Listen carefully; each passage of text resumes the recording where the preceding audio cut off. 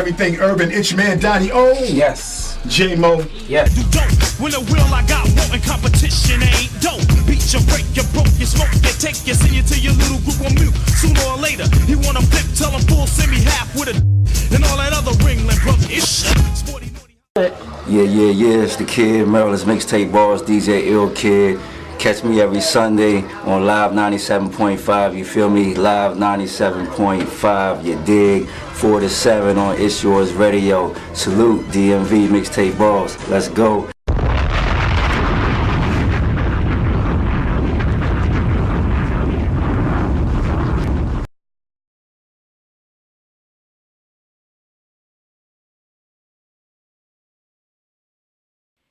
We got Judge Joe Brown on the line with us. How you doing, sir? All right, Judge is in the house. I'm doing fine, young man, doing fine. Good to hear. So we want to get your take on a few things. I know one of the things that you're a huge advocate of, and that's J-Mo, you know, we talked about the cats with the skinny jeans and the tight jeans. Absolutely. We talked about manhood, yeah. That's right. That's right. So give us your take on that, because we see, like, it seems like there's been an orchestrated feminization of the black man in particular. What are your thoughts on that, Judge O'Brown? Well, see, here's what I think behind it all as far as it impacts us. Out of all the males in the country, we are perceived as being the most physically dangerous, all right? Mm-hmm. And for the people that have been trying to push this emasculation thing, we represent the most dangerous aspects of masculinity. Masculinity isn't just about physique and ability like that. It's also a mindset. It's that body of that set of principles and precepts that guide men in how they behave to make where they live better, safer, more secure, economically prosperous places, you know, with some sense of ethics and purpose. So when you get these feminists and this other group that is trying to down masculinity, they attack what they view to be the most virile group, black men. And when you attack black men, if you also ramp up the race situation, so there is race animosity, you get white men fighting black men about what basically moves into a manhood thing, the masculine aspect of it. Because you see, the thing with the LGBTQ bit that they're trying to spread amongst black men is when a male becomes LGBTQ, he just becomes another something to screw. He becomes a sex object, and he no longer is in part of that man-on-man thing. Facts, Judge. That's right. And see, we noticed that even some of the rappers that are supposed to be doing gangster rap, you know, they work with a microphone like they're trying to suck on something. It ain't cool. I worked with one last night, Judge. And then they talk about, see, money is everything, and man, you got to do what you got to do. No, you don't have to go that way. See, when they start doing that, then the powers that be are no longer afraid of them, no matter how masculine they may look. They aren't behaving that way, and they just become, what do those guys call it? Rough trade. Yeah, right. You're right. That's facts. And you know, one of the things that you touched on it, we've seen, you know, through the years, the different comedians, you know, that would dress up as women, you know, and it kind of like even the Tyler Perry here recently. Absolutely. And they look at it, oh, that's art, that's part of that acting. But right, I think it's a little deeper than that. What you think, Judge Joe Brown? Well, say that again. I had a little static come through the phone. I didn't hear you clearly. Well, we were talking about how Hollywood takes some of our strongest actors. They've done it with, you know, Eddie Murphy and Martin Lawrence and here. Oh, well, yeah. See, I know some of these brothers, and okay, I don't want to talk about their artistic talents. Right. But you know what you really ought to do to get a proper perspective for this stuff is to go bring up, if you can, an old Charlie Chan movie where they got this colored man who is the chauffeur, and he's always bucking his eyes and afraid of everything. And then look at some of the comedic things. They've got black comedians playing in movies and see that there's not a continuity. See, it's a carryover. They are not afraid of us when we behave as expected. In other words, it's like animals, or it's like dogs and people. Some people are afraid of dogs, but some people are dog people and they like dogs. Except they're leery of that kind of dog where you walk on the other side of the street, even that dog's behind the fence. Right. So when you start acting like tail wagging dog and you walk in the house and visited somebody and the dog comes over to get his ears scratched and he's got his tongue lolling out, then you just treat him like he's a member of that person's family. Right. And some of our entertainers and celebrities, they act like they just part of that family because they're the pet dog. Right. Fact. Got you. Yep. When I first got to the South, I'm from Los Angeles, even though I have this horrible Southern accent, it amazed me. It's like white folk will get up in arms. I remember it was a funny kind of thing. They had this guy named Jimmy Thompson. He was a sheriff. He was also a lawyer, and he was in his late 80s. And he'd been sheriff for like 16 years. Hell, even been the mayor. Right. And I was the public defender at the time, and some of my staff were sick with the flu, so we had a night court. So this old brother in his late 80s had been placed under arrest. And they didn't have good facilities in those days back in the jail. So I asked the judge if I could advance the case, put it on the docket since the arresting officer had a traffic case on the docket that night. He gave me permission. I get the jacket. I'm looking at this case. I'm getting ready to go talk to the man. And the back door of the courtroom is kicked wide open. And this old man walks in, white boy, with a 357 up in the air. No. He's hollering about who put his filthy hands on my Negro. Wow. What year was? Nobody touch my Negroes and my livestock but me. I'll kill him. Wow. And he went over and snatched the paperwork out of my hand. I said, damn. So I noticed that the police, instead of reacting like you'd expect them to, these fools are diving for cover under the pews, Yeah. Hey, what the hell is going on? Right. And he looked at it, and he said, you the arresting officer. He went over to this white boy, put the pistol in his face after he grabbed him by the collar and yanked him up from off the ground from behind the wall. They say, you put your hands on my Negro again, I'll kill you, your stringy-haired wife, your children, your hunting dogs, and all your livestock, fool. You understand me?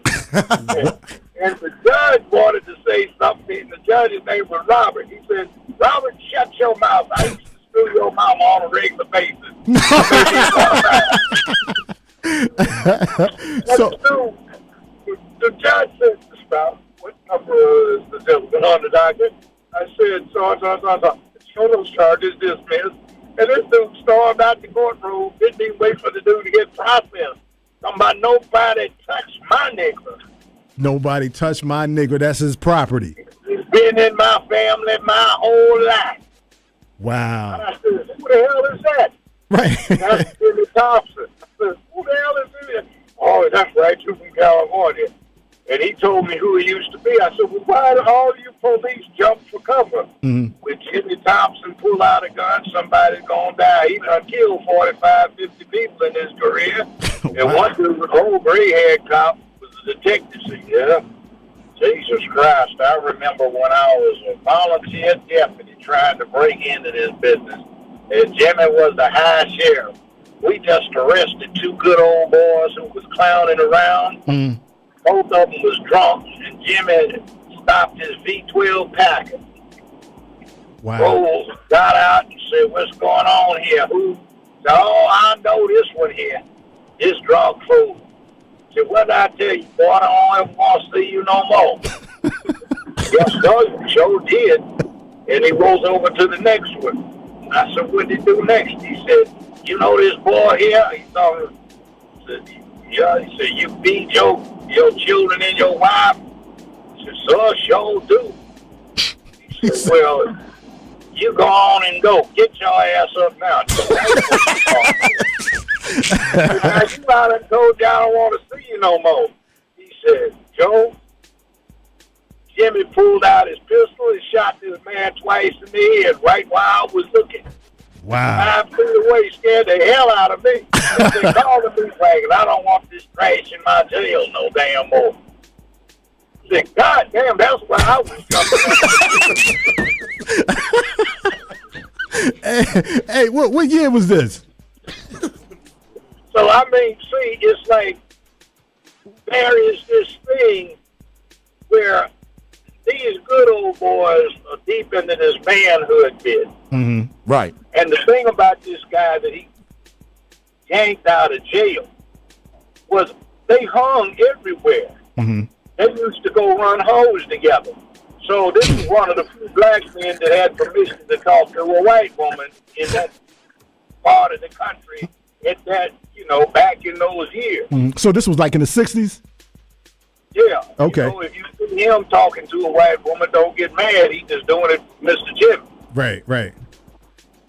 And you keep your behind away, because if you mess with him, you messing with Mr. Jimmy. Mm-hmm. And Mr. Jimmy ain't nothing but there. He ain't playing. Mr. Jimmy come to kill something. Right.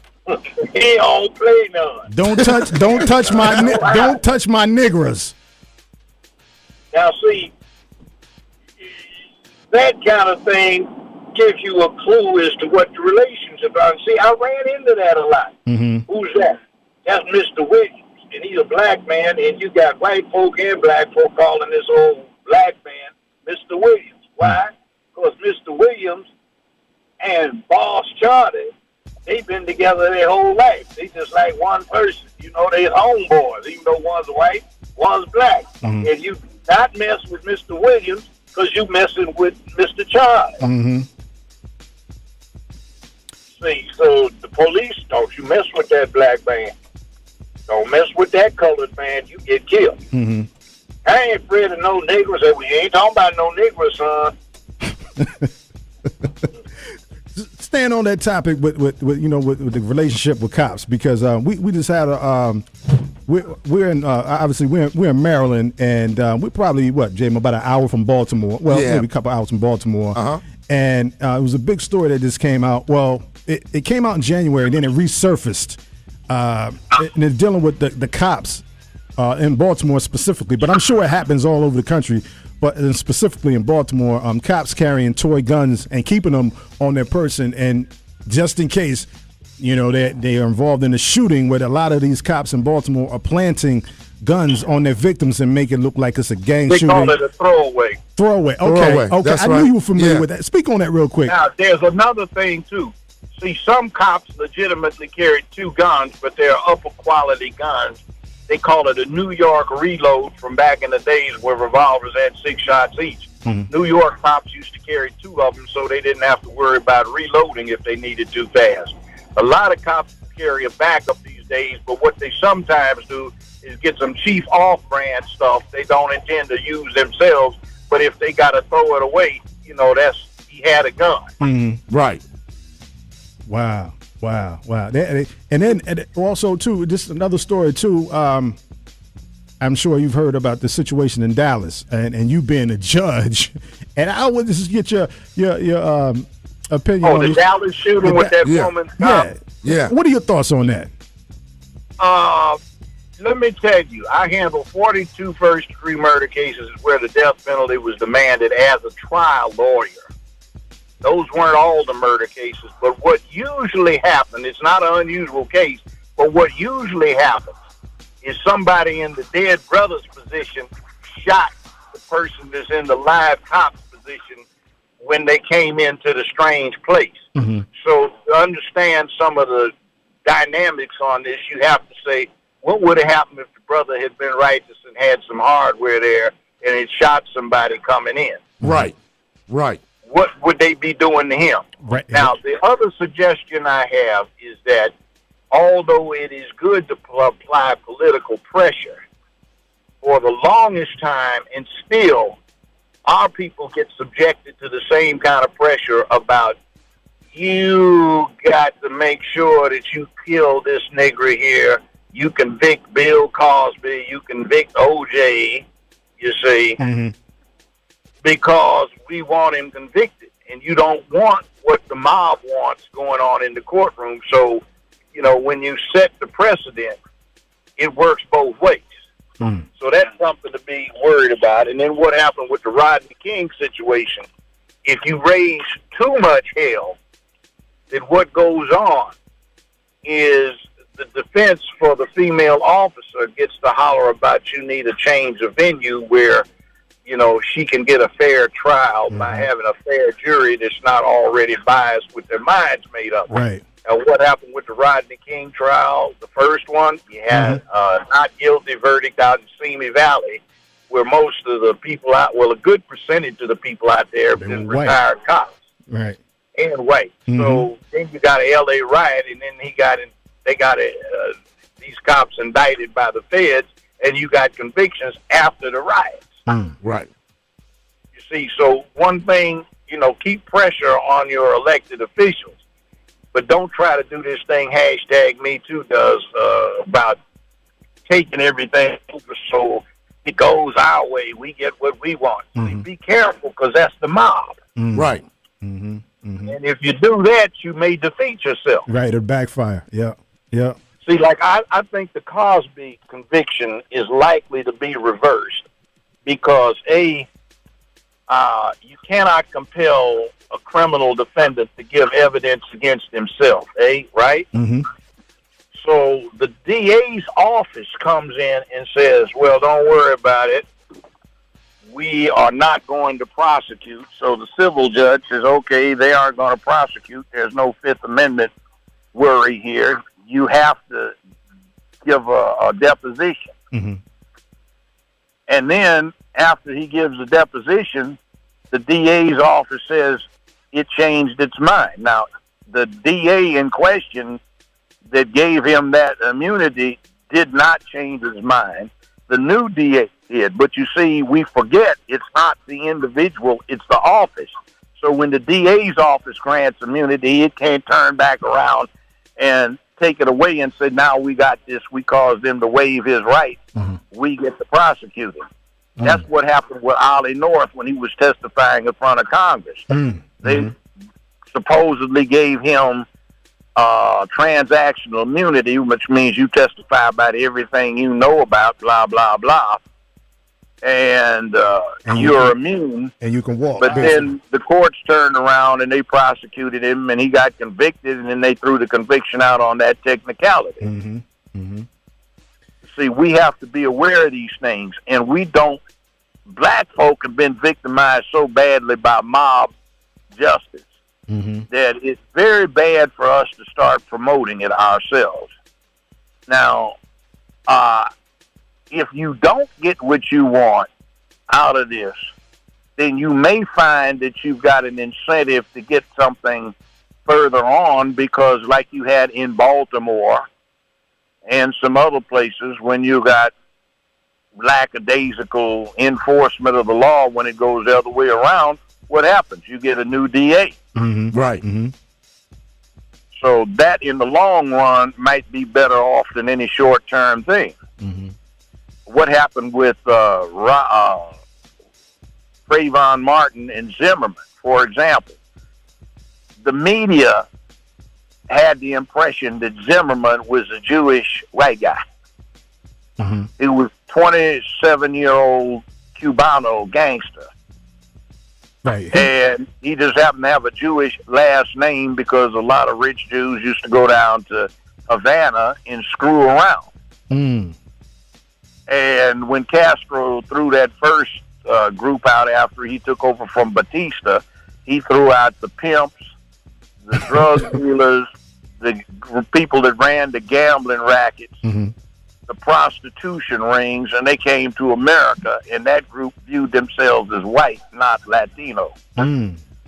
So there's been a big problem with them in the Miami area. And then you've got Anderson Cooper from CNN, who has this thing against guns, and he started talking about castle doctrine and no retreat need to be changed because look what they did. They got Trayvon killed. Actually, that's screwed up because castle doctrine didn't apply because it was not inside a home. And the second thing is no retreat didn't apply because guess what? The person that had the no retreat right was the dead boy, Trayvon Martin. That's right. That's right. And then the other thing, they want to show you how they manipulate stuff, and see, they will do this on purpose to generate ratings, is what Anderson Cooper asked of Trayvon's mother. And you know what that was? Please don't reveal the fact that the dead kid's grandfather at the time he was killed was a lieutenant detective on the Miami Police Department. Wow. Jeez. Wow. I didn't even know that. Wow. Yeah, you don't. But see, wait a minute. Daddy was a cop too. Wow. Wow. But you see, they went and played this game like it's just some thug wearing a hoodie. Exactly. Exactly. Right. So they got themselves covered all the way around. Look, it's funny you bring up George Zimmerman because we just received a story. He's going around to different venues and signing autographs. In particular, he's signing on Skittles, the Skittles candy. Obviously, that was part of, what Trayvon Martin went to the store for. He got the drink and the Skittles. And George Zimmerman is signing packs of Skittles, and it's a big item for folks. Well, you know what Skittles is about, don't you? What's that? It's worse than it looks. You lay out a trail of Skittles if you want to catch a nigger and ambush him. Wow. Look, there's so many dynamics to everything that we're talking about. It kind of all weaves in together. We're talking about the Dallas police shootings, the Baltimore cops and the planting the guns. And what was it called again with the throwaway guns? The throwaway guns. Yeah. Yep. And of course, what was the guy that came in and kicked the door? Judge Joe Brown. What was his name? Well, see, you know what the cure for that is? What's that? Black folk need to start shooting back. That's right. I agree. What did we say earlier? That's what we said. Start shooting back. See, the rule is that when you've got castle doctrine, we don't need to fight that. You know what castle doctrine stands for? What's that? If somebody makes every man's home is his castle. So if somebody batters down the door, you can act immediately when the door gets battered down. See, the problem with castle doctrine is the one the cops have with it. It freaks them out. You know why? Because when they do that knock and don't announce, somebody legitimately gunning them down. Right. And see, what happens in most southern states is there's a provision in there about even if you were mistaken as to the circumstances, if it's an honest mistake, that's still a defense. So in other words, if you are in your house and you've got castle doctrine going in your state, and somebody kicks the door down or makes what they call a tumultuous injury, you can shoot right there. Right. So that's not because now what's the difference between that and stand your ground? Stand your ground has to take place outside. Okay. Where stand your ground comes for is it's been the rule in every single state in the union except 8. And what it means is this. These 8 New England states came up with the idea about 60 years ago that pacifism was a good thing. So before you were entitled to use self-defense, you had to try to run away, literally.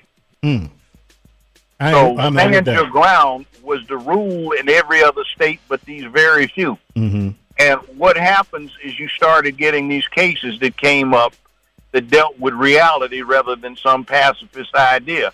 What happens if you and your wife and your 3 children are coming out of the grocery store, somebody tries to rob you? Before you can use self-defense, do you have to turn around and run, and your wife runs, and your children run? Nah, that ain't working. Get the hold of the one that's the slowest? Right. So they have all kinds of exceptions when it goes to trial. Ladies and gentlemen of the jury, the defendant is not entitled to use self-defense unless he attempted to retreat. And examining the actions and the behavior of the defendant who asserts self-defense, you may note whether or not he made any effort, howsoever slight, to retreat. If he moves his heel 1/2 inch, 1 inch to the rear, that is sufficient to establish an effort or to retreat. It's ridiculous. It is. Yeah, It is. sounds We had stupid. people coming in there trying to sue folk. He didn't retreat. and he shot me when I was trying to stab him or hold him up. They just said, oh, hell no. We just write it in specifically, no retreat. Now, I've been a criminal court judge and a trial lawyer for a long time. Mm-hmm. And when I would charge a jury, or when I heard the jury charge, part of the instructions on self-defense, say in Tennessee and other states around here, was, ladies and gentlemen of the jury, the defendant claims the defense of self-defense. Mm-hmm. If he exercises self-defense, he has no duty to retreat. He may stand his ground. Right. So that's all stand your ground means. Okay. In other words, you don't have to turn around and try to run away and get caught before you get a right to use self-defense. Mm-hmm. Seems like stand your ground only works for certain people, though. Well, no, it works for us, too, believe me. What you're missing out on is to create chaos, confusion, and to get you to stay tuned for the next news report so you can get mad, worked up, and huffed up. You get Anderson Cooper types talking about the wrong of stand your ground, because guess what? They want it overturned by a bunch of irate people who don't know what it means because they think you should be pacifist. Mm-hmm. See, in England, until very recently, they had a statutory law that required a person to submit to the beating, and that he had no right to self-defense. Come on, man. Come on. I'm kid you not. They Wow. always did have, but then they passed the statute that says you couldn't. Mm-hmm. That was fairly recent in history. Right. But see, some clowns like that want that to be put in place in America. Mm-hmm. Mm-hmm. And you see brothers give with an idea where, man, you mean I got to take up there and get an ass, you know, like, and I can't fight back without Right. getting put in jail too? Mhm. Yeah. Wow. Wow. Wow. So when we look at these things, we have to look at it from the perspective of what does it do in the long run. Mm-hmm. Mm-hmm. I've had many a black defendant that I've walked as a defendant when I represented him, or seen somebody else walk when I was the judge. Mm-hmm. His defense is he got attacked. He didn't turn around and run. Right. He just basically stood his ground and shot the bandit. Mm-hmm. Not guilty. Man. Basically, man. So, but you don't hear about these. Right, Right. right, exactly, and they don't want us to hear about them Got either, that right. you know. You know that's one thing. You know they're afraid of. You know, remember back in the day, J Mo, and I'm sure you too, Judge Joe Brown. I think this was back in the '90s when they had the big deal with turn in your guns. You know, in the inner cities. You know. Yeah, that's the most ridiculous thing going. Most of the guns that got turned in probably got stolen from somebody else. And you know where the hot guns come in the city, the real hardware? Where? They come in with the shipments of the drugs that they can't stop. Absolutely. They got a war on drugs, and they have had that war on drugs going on for 45 years, and it ain't stopping the drugs, and it ain't stopping the guns that come in with the drugs. That's right. You ship in, a half ton of coke. You ship in, a case of AKs. And guess where the hardware comes from? Israel, along with the opiates. It comes from South Korea, along with the opiates, because they're turning American weapons back into the black market, because they've got their own industry called Daewoo, Daewoo. Okay. And you got a lot of stuff coming in from Afghanistan, which are these Kalashnikov things that they seized a lot of, along with opium. And you've got a lot of American military weaponry coming in from South America that originally went to South America through Inter-Armco, Virginia, which used to ship stuff for the military and the CIA. It's defunct now, but a lot of the weapons are coming back along with coke. Americans turned their back, blind eye in the government thing. These shipments coming out of Israel, South Korea, Afghanistan, Iraq, and South America, because they say it's necessary for these elements to raise money for black ops and anti-terrorist activity. It used to be anti-communist activity. Right. Yep. Always using that political spin to justify. Yeah. It. Yeah. And see, that's where the hardware comes from. I mean, you can't go down and buy a machine gun at a gun show.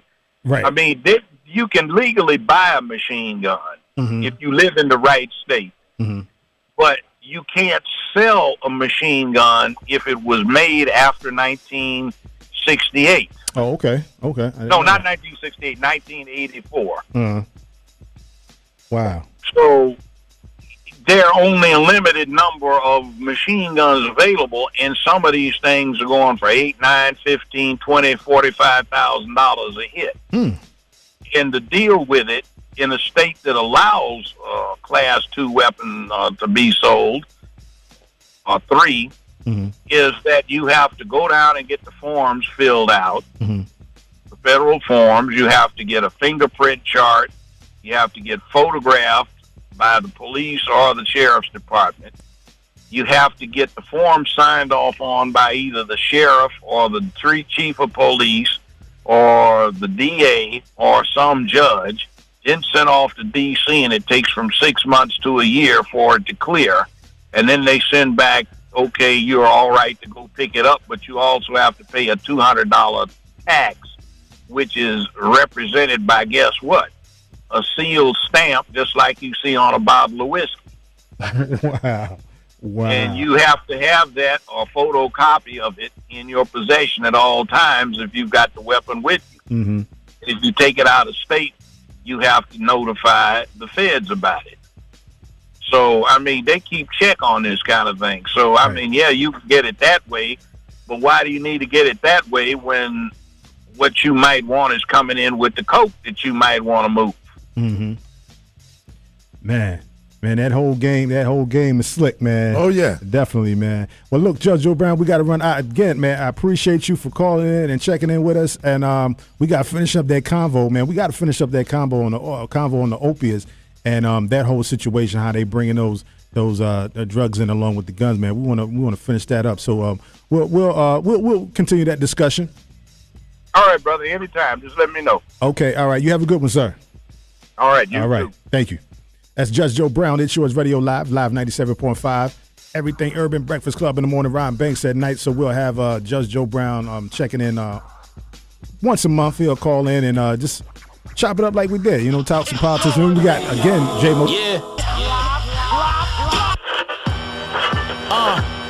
Sunday, fun day, turn your radios up. Donni-Oh, J-Mo, are you ready or what? 97.5, it's Yours Radio Live. From 4 to 7, you can chill before it's back to your job. You decide on your Sunday moves so you can cool out and groove out to Sunday school. If you coming from the sand, stuck in OC traffic, Ill Kid, the mixtape boss with OG classics. Anything from BDP to DOC, and of course taking the sports break with POV. You get the news, it's real, don't ever get it confused. If the word is in the street, we'll definitely bring it to you. Get in tune, Mr. Whitlock, Sheriff Dave Clark. They both blind, that's the reason why they stay lost. We for the people, that's the reason why we stay truest. Look at the coons, always trying to dance their way through it. If you got bars and send them in, just make sure it's clean and ill or give it a spin. If it's hot, then it's here. If not, it's gotta go. Hip hop and neo soul. J-Mo and Donni-Oh, let's go.